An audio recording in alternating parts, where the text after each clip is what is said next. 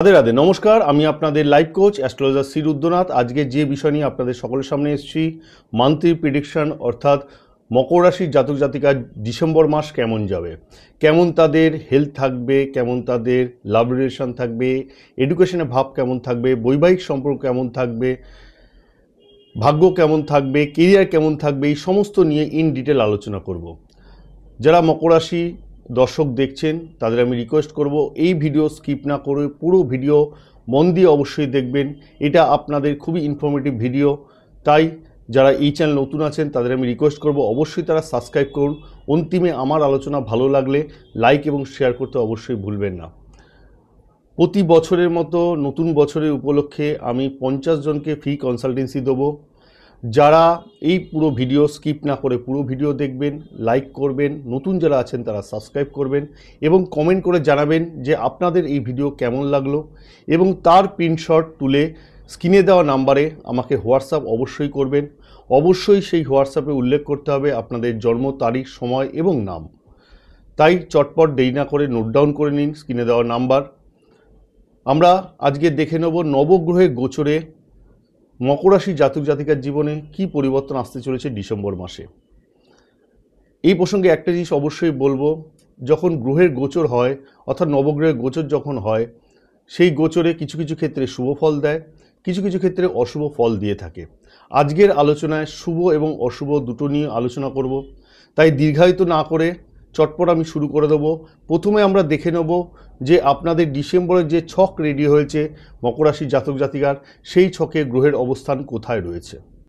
দশম রাশি অর্থাৎ মকর রাশি, আপনাদের দ্বিতীয়ভাবে রাহুর অবস্থান রয়েছে, থার্ডভাবে শনির অবস্থান রয়েছে, ষষ্ঠভাবে দেবগুরু বৃহস্পতি অবস্থান রয়েছে, অষ্টমভাবে কেতুর অবস্থান রয়েছে, দশমভাবে বুধের অবস্থান রয়েছে, একাদশভাবে সূর্য শুক্র মঙ্গল সহ অবস্থান করছে। প্রথমে আমরা যেটা দেখে নেব সেটা হলো স্বাস্থ্য কেমন যাবে। তাহলে স্বাস্থ্য আমরা কোথা থেকে দেখে থাকি? ফার্স্ট হাউস থেকে আমরা স্বাস্থ্য দেখে থাকি, হেলথ দেখে থাকি, ইমিউনিটি সিস্টেম দেখে থাকি। অর্থাৎ এই ফার্স্ট হাউস আপনারা প্রত্যেকে জানেন মকর রাশি রাশিয়াধিপতি লর্ড, তার লর্ডের অবস্থান কোথায় রয়েছে? শনিদেব অবস্থান রয়েছে পরাক্রমেভাবে থার্ড হাউসে অবস্থান করছে। এবং আপনারা প্রত্যেকেই জানেন 28 নভেম্বর শনি মহারাজ মার্গী হয়েছেন, এবং শনি মহারাজের দৃষ্টি থাকে তৃতীয়, সপ্তম এবং দশম দৃষ্টি। তাহলে শনির দৃষ্টি পড়েছে পঞ্চমভাবে এবং ভাগ্যস্থানে দৃষ্টি এবং দ্বাদশভাবে দৃষ্টি প্রদান করেছে। এক্ষেত্রে একটা জিনিস বলে রাখি, সেটা হলো বৃহস্পতির অবস্থান ষষ্ঠভাবে রয়েছে। ষষ্ঠ ভাব রোগ ঋণ শত্রু স্থান বলা হয়ে থাকে। শুভ গ্রহ যখন শুভ জায়গায় থাকে তার কার্যকারিতা বৃদ্ধি পায়, কিন্তু যখন সেই শুভ গ্রহ যখন অশুভ স্থান অর্থাৎ 6, 8, 12 ঘরে যখন থাকে তার কিন্তু যে ক্ষমতা সেটা কিন্তু কমে আসে। অর্থাৎ ষষ্ঠভাবে দেবগুরু বৃহস্পতি অবস্থান রয়েছে এবং দেবগুরু বৃহস্পতির দৃষ্টি দ্বাদশভাবে রয়েছে। 11th হাউসে আপনারা লক্ষ্য করে দেখেছেন যে সেখানে শুক্র, মঙ্গল এবং সূর্যের অবস্থান হয়েছে, এবং 7 তারিখ অর্থাৎ 7ই ডিসেম্বর মঙ্গলের অবস্থান দ্বাদশভাবে চলে আসবে এবং শুক্র 20 তারিখের পরে দ্বাদশভাবে চলে যাবে, এবং রবির অবস্থানও চেঞ্জ হবে 11th হাউস থেকে 12 হাউসে 16ই ডিসেম্বর। তাহলে তিনটে গ্রহের অবস্থান দ্বাদশ ভাব। কিছুক্ষণ আগেই বললাম 6, 8, 12 এই ভাবকে কিন্তু জ্যোতিষশাস্ত্রে খুব একটা ভালো বলে মনে করা হয় না। দেবগুরু বৃহস্পতির দৃষ্টি যদিও দ্বাদশভাবে থাকবে, সেখানে শনি মহারাজের দশম দৃষ্টিও দ্বাদশভাবে থাকবে। এই সময় এই পুরো মাসটা বিশেষ করে আপনাদের স্বাস্থ্যের দিকে বিশেষভাবে খেয়াল রাখতে হবে। ছোটোখাটো বিভিন্ন সমস্যা, বিভিন্ন ব্যাধি কিন্তু এই সময় বাসা বাঁধতে পারে। সিজন চেঞ্জ হচ্ছে, সেই কারণে সিজনাল বিভিন্ন রোগ আসতে পারে। যারা অ্যানিমিয়া পেশেন্ট রয়েছেন তাদের বিশেষভাবে সতর্কতা অবলম্বন করতে হবে। এই সময় ফুসফুসের সমস্যা, এই সময় গ্ল্যান্ডের সমস্যা, এই সময় স্টমাক রিলেটেড নানা সমস্যা এবং ডাইজেশনের সমস্যা আসতে পারে। তাই বিশেষ বড় ধরনের রোগ লক্ষ্য না করা গেলেও ছোটোখাটো ব্যাধি কিন্তু এই সময় থাকবে। তবে শনি মহারাজ মার্গী হয়েছেন 28 নভেম্বর। এক্ষেত্রে আপনারা একটা জিনিস ভালো লক্ষ্য করবেন, সেটা হলো জয়েন্ট পেন যদি থাকে, যদি কোনো রকম পেনে আপনারা কষ্ট পাচ্ছেন, সেখান থেকে আপনারা কিন্তু ধীরে ধীরে রিলিফ পাবেন। অর্থাৎ জয়েন্ট পেন বা শোল্ডার পেন বা ব্যাক পেন যদি হয়ে থাকে সেখান থেকে কিন্তু আপনারা ধীরে ধীরে রিলিফ পাবেন। শুক্রের অবস্থান তাহলে কোথায় রয়েছে? শুক্রের অবস্থান রয়েছে লাভ স্থানে 11th হাউসে। এটা ভালো।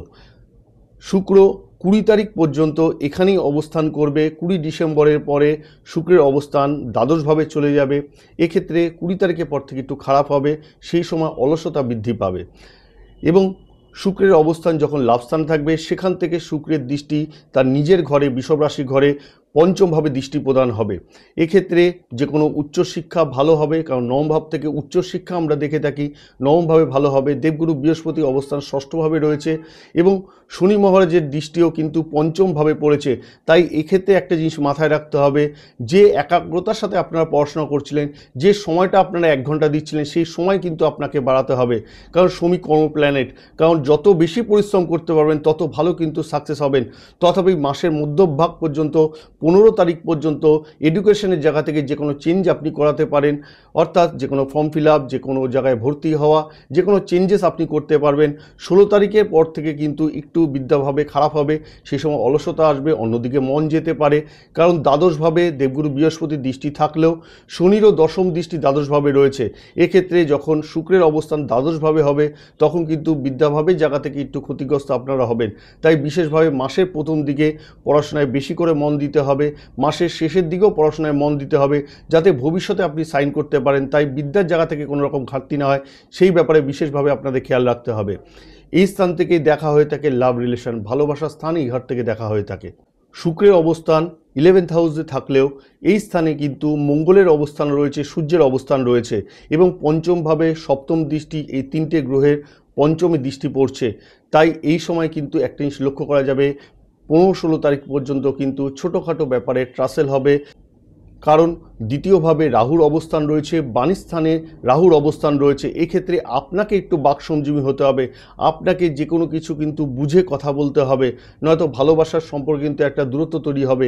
এই সময় রাহু আনস্যাটিসফাইড করবে, এই সময় ইলিউশন তৈরি করবে, এই সময় ফক সৃষ্টি করবে।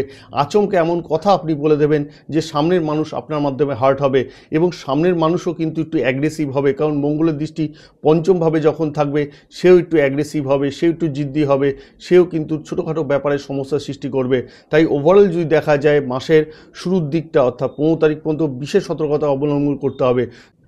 লাভ রিলেশনে প্রথম দিক দিয়ে একটু খারাপ থাকলেও শেষের দিকে কিন্তু এই সময় ভালো হবে। এরপর চলে আসবো বৈবাহিক সম্পর্ক কেমন থাকবে। সপ্তম ভাব থেকে আমরা বৈবাহিক সম্পর্ক দেখে থাকি, সপ্তম ভাব থেকে আমরা পার্টনারের স্থান দেখে থাকি। তাহলে সপ্তম ভাব অর্থাৎ কর্ক রাশির চন্দ্রমার ঘর এবং শুক্র আমরা প্রত্যেকেই জানি বিবাহের কারক গ্রহ, ভোগের কারক গ্রহ, বিলাসিতার কারক গ্রহ। সেই শুক্রের অবস্থান লাভ স্থানে, এটা কিন্তু খুব ভালো। কিন্তু 20 তারিখ পর্যন্ত শুক্রের অবস্থান এই লাভ স্থানে 11th হাউসে থাকবে, তারপর দ্বাদশভাবে চলে যাবে, যেখানে শনি মহারাজের দৃষ্টি থাকবে দ্বাদশভাবে এবং দেবগুরু বৃহস্পতিরও দৃষ্টি থাকবে দ্বাদশভাবে। তাই মাসের প্রথম দিকটা আরেকটা জিনিস এখানে লক্ষ্য করা যায়, দ্বিতীয়ভাবে রাহু বসে অবস্থান করছে, অষ্টমভাবে কেতু অবস্থান করছে। এক্ষেত্রে লক্ষ্য করা যাবে যে রাহু দ্বিতীয়ভাবে যখন অবস্থান করছে, আপনাকে বাক সংযমী হতে হবে, আপনাকে বুঝে কথা বলতে হবে। এবং 20 তারিখ পর্যন্ত শুক্রের অবস্থান ভালো হলেও ছোটোখাটো সমস্যা কিন্তু এই সময় থাকবে, এই সময় আর্গুমেন্ট থাকবে, এই সময় আপনার যে ভালোবাসার মানুষ থাকবে, অর্থাৎ যিনি আপনার লাইফ পার্টনার থাকবেন, তিনি কিন্তু একটু স্টাবার্ন নেচারের হবে, একটু জেদ্দি হবেন। কথায় কথায় ছোটোখাটো একটা সমস্যা লক্ষ্য করা যাচ্ছে। মাসের শুরুর দিক থেকে মাসের এন্ড পর্যন্ত বৈবাহিক জায়গাটায় একটু সমস্যার লক্ষ্য করা যাচ্ছে। তথাপি মাসের প্রথম দিকটা একটু ঠিকঠাক থাকলেও মাসের শেষের দিকটা কিন্তু একটু খারাপ হবে। যখন শনি মহারাজের দৃষ্টি থাকবে 12 হাউসে, যখন শুক্রের অবস্থান দ্বাদশভাবে থাকবে, সেক্ষেত্রে বিশেষ সংযত কিন্তু আপনাদের হতে হবে। কারণ রাহুর অবস্থান দ্বিতীয়ভাবে থাকলেও অষ্টমভাবে কেতুর অবস্থান রয়েছে। এক্ষেত্রে আপনাদের বৈবাহিক জায়গা থেকে আপনাকে সংযত হতে হবে, আপনাকে বাকসংযমী হতে হবে। কোনো জায়গায় যদি সমস্যা লক্ষ্য করে থাকেন, সেখান থেকে ইগনোর করতে হবে, সেখান থেকে আপনাকে বেরিয়ে আসতে হবে। তাহলে কিন্তু ভালোবাসার সম্পর্ক বা বৈবাহিক সম্পর্ক ঠিকঠাক রাখা সম্ভব হবে।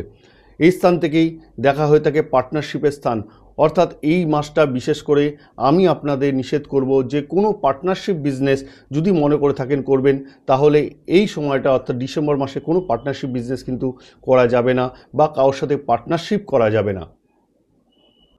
এরপর আমরা যেটা চলে আসবো সেটা হলো ভাগ্য কেমন যাবে।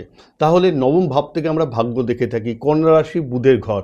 তাহলে ভাগ্যের লর্ডের অবস্থান দশমভাবে কেরিয়ার স্থানে রয়েছে এবং 6 ডিসেম্বর আমরা লক্ষ্য করব দশম ভাব থেকে একাদশভাবে চলে যাবে বুধের অবস্থান, অর্থাৎ ভাগ্য এবং লাভস্থান এর কানেকশান তৈরি হবে।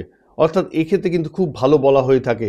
অর্থাৎ মাসের প্রথম দিকটা বিশেষ করে 15 তারিখ পর্যন্ত ভাগ্য পুরোপুরি সঙ্গ দেবে। যে কোনো মাঙ্গলিক কাজ, শুভ অনুষ্ঠান, যে কোনো কার্য আপনি সম্পূর্ণ করতে পারেন। কোনো যদি অতীতে চিন্তাভাবনা করেছেন, যে কাজটা সমাপ্ত করতে পারেননি, মাসের 15 তারিখ পর্যন্ত যে কোনো কাজ কিন্তু আপনাদের ক্ষেত্রে শুভ হবে। এক্ষেত্রে হায়ার এডুকেশনের ক্ষেত্রেও 15 তারিখ পর্যন্ত শুভ হবে। 20 তারিখের পর লক্ষ্য করা যাবে শুক্রের অবস্থান 11th হাউস থেকে দ্বাদশভাবে যাচ্ছে। এক্ষেত্রে বলা হয়ে থাকে 20 তারিখের পরে কিন্তু কোনো ধরনের চিন্তাভাবনা, কোনো রকম সিদ্ধান্ত, কোনো রকম মাঙ্গলিক ক্রিয়া কিন্তু 20 তারিখের পরে করা সম্ভব হবে না। মাসের প্রথম দিকটা ভাগ্য আপনাদের পুরোপুরি সঙ্গ দেবে। এক্ষেত্রে একটা জিনিস অবশ্যই আমি বলবো, আপনাদের পার্সোনাল বার্থ চার্ট দেখতে হবে। আপনাদের রাশি অধিপতি লর্ড শনি মহারাজের অবস্থান আপনার পার্সোনাল বার্থ চার্টে কী অবস্থায় রয়েছে। যদি ভালোভাবে অবস্থান করে তাহলে ভালো একটা ফল পাবেন, যদি খারাপ অবস্থান করে তাহলে কিন্তু এই মার্গী শনি আরও খারাপ ফল আপনাদের দিতে পারে। তাই অবশ্যই আপনাদের এই সময় এক্সপার্টের রায় নিতে হবে। যারা আমার সাথে কনসালটেন্ট করতে চাইছেন তারা নিচে দেওয়া নাম্বারে অবশ্যই আমার সাথে যোগাযোগ করবেন। যাই হোক, এরপর যেটা চলে আসবো সেটা হলো কেরিয়ার কেমন থাকবে, বিজনেস কেমন থাকবে। কেরিয়ার হলো শুক্র রাশির ঘর, অর্থাৎ শুক্রের অবস্থান কোথায় রয়েছে? শুক্রের অবস্থান রয়েছে 11th হাউসে। 20 তারিখ পর্যন্ত শুক্রের অবস্থান লাভস্থানেই থাকবে, অর্থাৎ দশমের লর্ড লাভস্থানে অবস্থান করছে, এটা খুব ভালো, কেরিয়ারতে খুব ভালো। এবং 20 তারিখের পর শুক্র অবস্থান হবে 12th হাউসের দ্বাদশভাবে অবস্থান করবে। সেখানে দেবগুরু বৃহস্পতিরও দৃষ্টি থাকবে, শনি মহারাজেরও দৃষ্টি থাকবে। তাই 20 তারিখের মধ্যে যে কোনো কেরিয়ার সংক্রান্ত কাজ ভালো হবে। এক্ষেত্রে একটা জিনিস বলে রাখি, সূর্যর অবস্থান 11th হাউসে রয়েছে এবং 11th হাউস থেকে 12th হাউসে 16 তারিখ চলে যাবে। তো সেক্ষেত্রে 15 তারিখ পর্যন্ত কেরিয়ার ক্ষেত্রে যে কোনো সিদ্ধান্ত, যে কোনো চূড়ান্ত সিদ্ধান্ত আপনারা নিতে পারেন। এক্ষেত্রে জব পাওয়ার পসিবিলিটি কিন্তু মাসের প্রথম দিকে রয়েছে। যারা হার্ডওয়ার্কের কাজের সাথে যুক্ত আছেন বা যারা লোহা লক্করের সাথে কাজ করছেন তাদের ক্ষেত্রে বিশেষভাবে শুভ হবে। যারা কাউন্সেলিং করছেন তাদের ক্ষেত্রে ভালো সুফল লক্ষ্য করা যাবে। এছাড়াও মাসের শেষের দিকটা বিশেষভাবে কেরিয়ার ক্ষেত্রে ভালো নয়।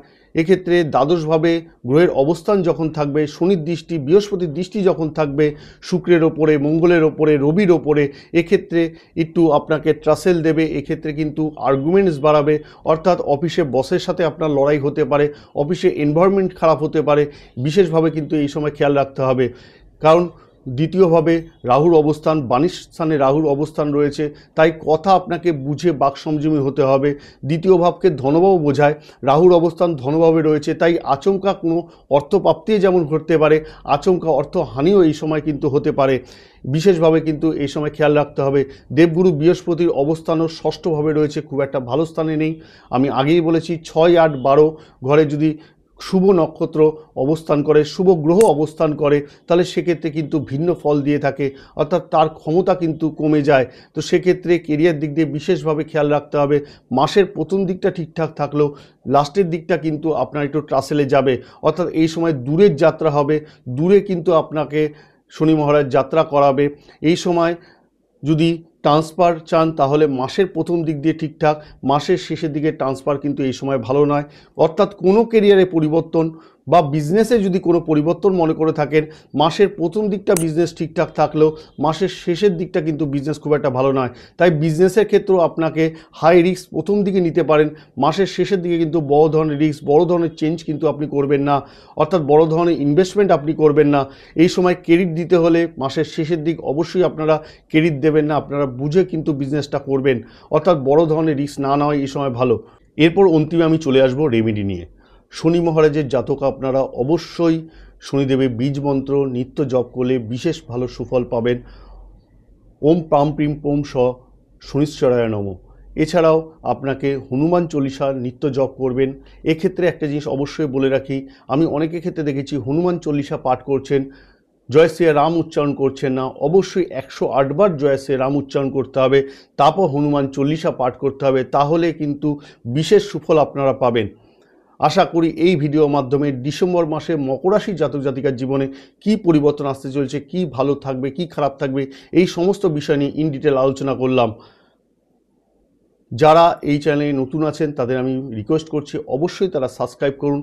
যারা ফ্রিতে আমার সাথে কনসালটেন্সি নিতে চাইছেন, প্রথম 50 জনকে আমি ফ্রি কনসালটেন্সি দেবো। শুরুতেই আমি বলেছি অবশ্যই আপনারা কমেন্ট করুন, সেই কমেন্টের স্ক্রিনশট স্ক্রিনে দেওয়া হোয়াটসঅ্যাপ নাম্বারে অবশ্যই আপনারা পাঠাবেন এবং সেখানে অবশ্যই আপনারা উল্লেখ করবেন আপনার জন্ম তারিখ, সময় এবং নাম উল্লেখ করবেন। তাই চটপট দেরি না করে নোট ডাউন করে নিন। নতুন বছর সকলে ভালো থাকবেন, সুস্থ থাকবেন। ঈশ্বরের কাছে, তার আমার কাছে এই প্রার্থনা করি। নমস্কার, ধন্যবাদ।